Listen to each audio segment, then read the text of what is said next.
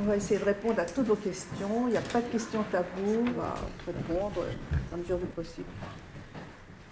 Alors, qui va poser la première question? Au début des lois antisémites, le 16 mai 41, est-ce que vous vous rendiez compte de votre situation et ces lois avaient-elles une influence sur votre quotidien? Oui, ça a une très grosse influence. Parce que les premières lois qui sont arrivées en 1941 ont touché directement ma famille. Mon père n'était pas un salarié, mon père était déjà un artisan. Donc la spoliation est vite arrivée, c'est-à-dire l'interdiction pour les juifs justement d'exercer leur métier a tout de suite été mise en vigueur. Il y a des lois qui sont absolument absurdes. Entre autres, les juifs ont le droit de jouer à la loterie nationale, mais s'ils gagnent, ils n'ont pas le droit de toucher leur lot. Vous voyez, jusqu'où allait la spoliation, ce que l'on peut appeler vraiment la spoliation, ces lois anti-juives. D'ailleurs, les squares qui ont été interdites aux juifs, pour moi, ça a été quelque chose de catastrophique. Je jouais tous les jours dans ce jardin, dans ce square, et le jour où je suis arrivée avec l'abomination de cette étoile jaune, le gardien du square, c'était pas un policier, c'était un gardien de square qui m'a dit « Ah non, toi, tu rentres pas ». Parce que j'avais étoile jaune, c'était écrit interdit aux juifs et aux chiens. Et là, je me suis sentie différente à ce moment-là, oui. Et donc justement, quand les Allemands sont venus chez vous pour prendre votre père, après l'arrestation en mai 41, est-ce que vous pensiez le revoir? D'abord, je vous arrête tout de suite. Ce n'est pas les Allemands qui ont été mon papa. Ce sont les Français. C'est malheureux à dire, mais ce sont les Français qui ont arrêté mon père. Mon père a reçu cette convocation de la police française, et c'est la France qui a arrêté mon papa. Et la première arrestation des Juifs parisiens, ça n'a pas été une rafle, ce qu'on appelle vraiment une rafle, c'est ce qu'on appelle l'arrestation du billet vert. C'est-à-dire que ça a été sur convocation. Et il a reçu une convocation où on lui disait « Présentez-vous au commissariat de votre arrondissement pour vérification d'identité ». Et là, ma mère, comme les femmes souvent ont une espèce de sixième sens, avoir un peu peur, je vois encore ma mère dire « N'y va pas, n'y va pas ». Et mon père dit à ce moment-là, mais qu'est-ce que je risque? J'ai fait mon service militaire en France et je risque rien. Donc mon père a été arrêté directement en 1941, les premières rafles, ce qu'on appelle les premières arrestations, et emmené dans ce camp de Pithiviers. Et ensuite, évidemment, direction Auschwitz, où il n'est pas revenu. Mon père a été arrêté par des Français. Il faut quand même bien mettre les choses au point. C'est que de toute l'Europe, j'ai bien dit dans toute l'Europe, les Juifs ont été arrêtés, ont été massacrés, mais c'est en France où on a sauvé le plus de Juifs. Et ça, il faut que vous le sachiez.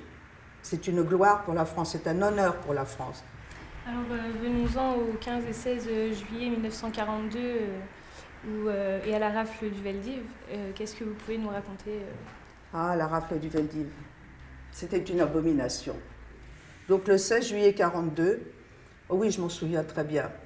Et il est 6 heures du matin, et on tape à la porte, et là, il y a deux policiers qui, ma mère ouvre, et ils disent, ben voilà, on vient arrêter votre mari. Et ma maman dit, bien écoutez, il a déjà été arrêté, il est déjà parti de Pithiviers, il est même parti en destination inconnue, on ne sait pas où. Et eux, sans se démonter, on dit, ben c'est pas grave, c'est vous et vos enfants. Ils avaient des listes. Ils savaient très bien que mon papa n'était plus là. Et là, j'ai vu ma maman, qui était une maîtresse femme, qui avait l'habitude d'avoir du personnel sous ses ordres, qui perdait jamais son sang-froid. Et là, elle s'est battue avec eux.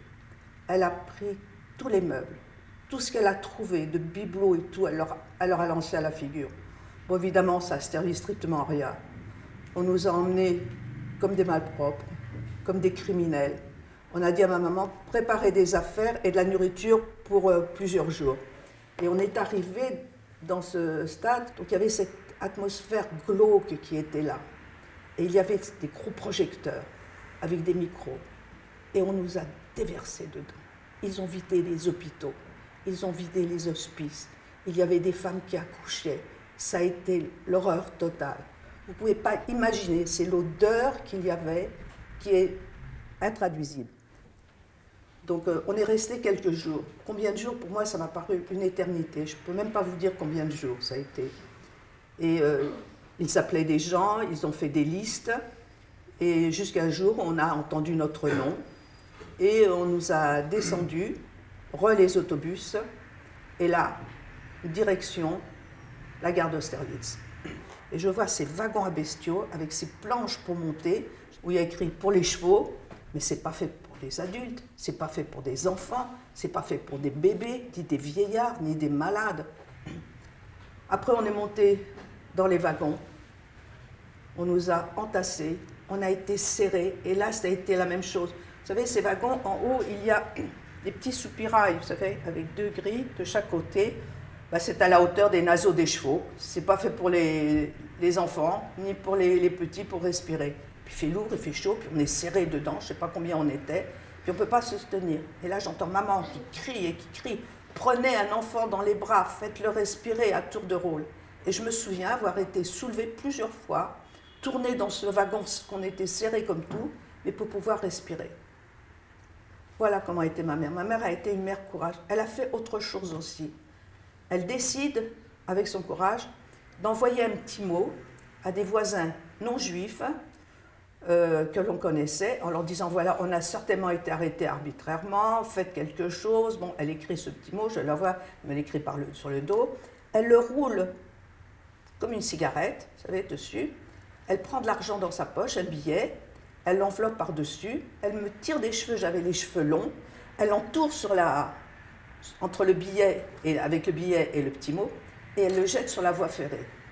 Eh bien, ce petit mot est arrivé à destination. C'est ça la France aussi. Il faut les remercier. La France, à ce moment-là, et c'est cette époque-là où elle a pris conscience, en voyant à travers ce petit soupirail, ces petites mains d'enfants et de vieillards, elle a dû se dire, ceux-là ne vont pas travailler pour l'Allemagne, c'est pas possible. Les Français ne sont pas des idiots.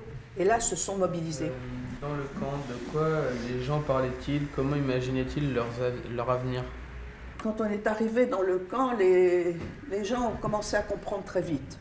Ma maman, comprenant ce qui allait arriver et travaillant dans les bureaux, a été trouver les gendarmes, puis elle leur a dit, voilà, vous nous aviez spoliés, vous nous avez pris tout ce que l'on possédait, mais j'en ai caché. Si vous me relâchez avec mes enfants, ben je vous dirai où c'est. Mais je la vois qui revient dans la baraque et elle dit, écoutez, j'ai fait quelque chose dans les bureaux, si ça marche, donnez-moi des enfants, je dirais que c'est mes neveux et mes nièces, je vais pouvoir m'en sortir. Les femmes dans la baraque sont sautées sur maman en lui disant, mais tu es malade Marie, tu es malade Marie, c'est pas possible. Les enfants sont notre protection, jamais un Français ne touchera un cheveu des enfants. Les enfants sont notre protection, jamais ça n'arrivera. Quelques jours après, un gendarme est venu, il a dit à ma maman, voilà, vous allez être libérés avec ordre de rendre le matériel.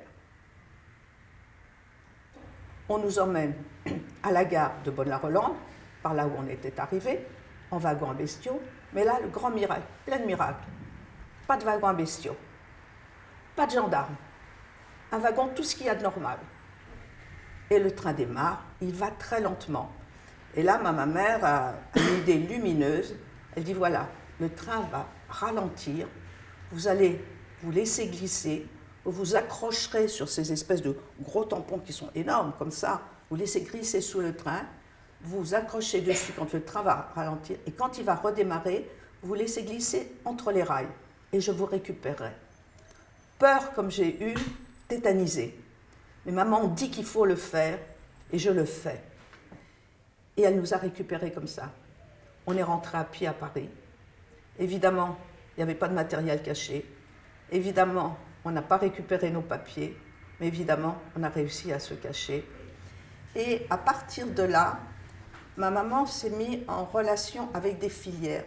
Il y avait plusieurs filières à Paris pour que les enfants ne soient pas arrêtés. Donc ma mère, après a contacté un facteur qu'il a dû la mettre en relation avec une famille. Et un jour, j'ai vu arriver une brave femme, pas très grande, Jeanne, qui nous a pris par la main et qui nous a emmenés. en Touraine, à Vendôme. C'est vrai que je suis née à Paris, mais en fait, je suis née en Touraine. Ces gens-là étaient extraordinaires. Ça a été une famille, vous dire pauvre comment elle était, vous ne pouvez même pas imaginer. C'était un jeune couple qui avait plein d'enfants autour d'eux. Eux n'avaient pas encore d'enfants. Il y avait des filles, des garçons, tout le monde les appelait tata et tonton. C'était des enfants juifs. En face où on habitait, il y avait ce qu'on appelle un espèce de quartier général où les Allemands se retrouvaient tout le temps. Et il y en avait toujours un qui prenait dans ses bras et qui disait comme ça, une petite Mädchen, c'est-à-dire en allemand, c'est-à-dire une petite fille comme ça, j'ai laissé en Allemagne. Si bien qu'un jour, il m'a même rapporté une poupée, s'il avait su que c'était pour une enfant juive. Et qu'est-ce que demande un monsieur quand il voit une petite fille dans les bras? Comment tu t'appelles? Ben, je m'appelle Arlette. Arlette comment? Et là, j'ai 9 ans. Et je ne peux pas dire comment je m'appelle. Je ne peux pas dire, je porte un nom juif, un vrai nom juif. Je sais que si je vais le dire, ça va mal se terminer. Et je le regarde, et tout d'un coup, je lui dis, ben, Arlette tout court. Et lui dit, très française, Arlette tout court. Et après, quand il passait dans la rue, ah, la petite tout court. Pourquoi j'ai dit ça? Ce qui m'a sauvé la vie, je ne sais pas. On avait cette espèce d'instinct de sauvegarde, si vous voulez, de se sauver, de se protéger, un peu comme un petit animal. Et ça, on le savait. D'ailleurs, quand je vous en parle, j'ai retourné 9 ans, j'ai 8 ans, j'ai le même âge. On vivait chez eux normalement. On allait au catéchisme. J'adorais aller au catéchisme. J'adorais aller à l'église. Je connais toute la messe en latin. J'adorais aller au patronage le jeudi quand il n'y avait pas d'école. Ça a été de belles années à partir de juillet-août 42, pratiquement jusqu'à la libération, où vraiment j'ai été chouchoutée. C'est ça la France. Ça, il ne faut pas l'oublier. La France, elle n'est pas tout bleue, elle n'est pas toute noire. Pour moi, à cette époque, la France, elle a été partagée, si vous voulez, en 3. Vous aviez un tiers collaborateur. OK, un tiers. Vous aviez un tiers qui n'était au courant de rien. Pas de télévision, pas d'information, beaucoup d'analphabètes, beaucoup de paysans, beaucoup d'hommes valides, bien travaillaient en Allemagne, un autre tiers. Et puis vous aviez l'autre tiers de résistants. Et cette France qui a aidé les enfants, qui a aidé les Juifs, à qui on a remis ces médailles de juste, mais c'était plus que de la résistance. Ça a été énorme. Donc pour moi, cette France, c'est la France que j'aime. Aviez-vous un message à faire passer aux futures générations? Oh oui, il y a des messages à vous faire passer, évidemment. D'abord, vous remercier d'abord d'être là, de prendre conscience que la Shoah a existé, de ne pas l'oublier, et puis surtout de vous mettre dans le tiers de la France que j'aime. Vous avez tous les droits, mais vous avez des devoirs aussi. Quand nous ne sommes plus là, si seulement 10% de vous disent plus tard, face aux révisionnistes, non, ils ont existé, j'ai parlé avec eux, je les ai vus, et ça a existé.